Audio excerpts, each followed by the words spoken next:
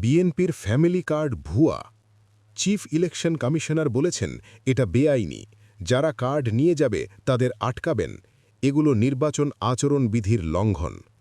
একটি দল নতুন করে ভারতের সঙ্গে আপোষ করে আবার দেশ শাসনের জন্য বাংলাদেশকে ভারতের কাছে বিক্রি করে দিতে চায়।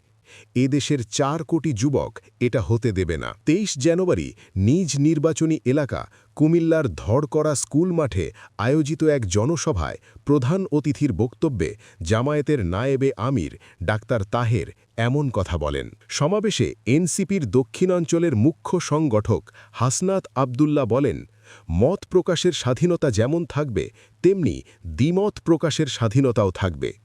আগামীতে আবারও ফ্যাসিবাদের পদধ্বনি শুনতে পাচ্ছি।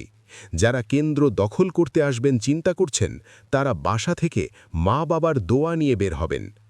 12 ফেব্রুয়ারি বাংলাদেশের গতিপথ নির্ধারণ হবে।